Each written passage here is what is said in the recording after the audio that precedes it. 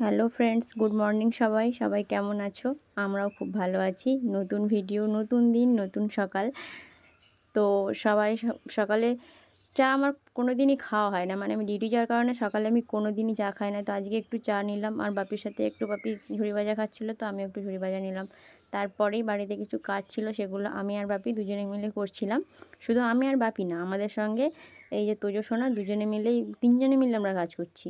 তো তারপর বাইরে আওয়াজ পেলাম, মানে মালাই মালাই বলে, যেটা হচ্ছে আইসক্রিম। আইসক্রিম নয়, এটা বরফ বলি আমরা। মানে ছোট থেকে যতই 1000, 50, 100 টাকা দামি আইসক্রিম হলে কেন, এই আইসক্রিমটা আমার প্রচুরই ভালো লাগে। তো আইসক্রিমটা নিলাম, খাওয়া দাওয়া, আইসক্রিমটা খেয়ে এখানে বড় মা এসেছিলো। তো বড় মার নিচে, মানে সব সময় নিচে, তাকে যদি বলি ওপরে বসো, সোফায় বসো, কখনোই বসবে না। বড় মা মায়ের সাথে একটু গল্প করছিল, তোজসোনা দিক থেকে দেখছে, বাপি এখানে একটু পরিষ্কার পরিচ্ছন্ন করছে বাইরেটা। তা আমি একটু বড় মার সাথে গল্প করলাম। তো তোমাদেরকে দেখাই, এখানে তোজো সোনার ফ্লিপকার্ট থেকে বিস্কুট এসেছে।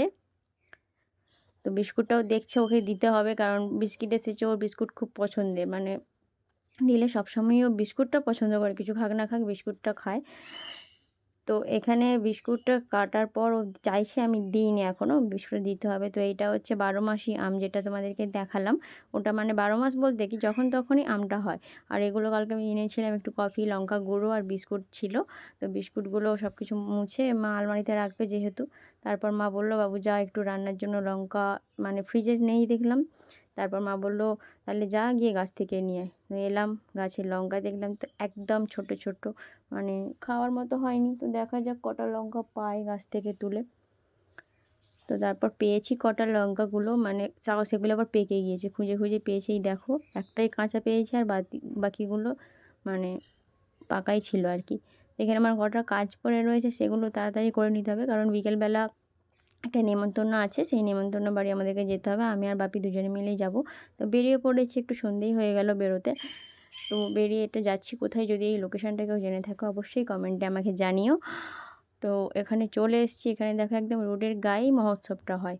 তবে আমার ফার্স্ট টাইম দেখা যে এত বড় মহোৎসব, মানে 10,000 লোক, একে একটা কি, মানে 10,000 লোককে প্রত্যেকজনকে জলের বোতলের ব্যবস্থা আছে। আমি মহোৎসব খেয়েছি, কিন্তু এরকম মহোৎসব আমি আগে কোথাও দেখিনি।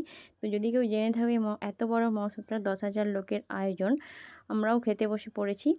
ওইদিকে রান্না চলছে, এদিকে খাবার, সব কিছুই। তো ভিডিওটা কেমন লাগলো অবশ্যই কমেন্টে জানিও, সাবস্ক্রাইব করে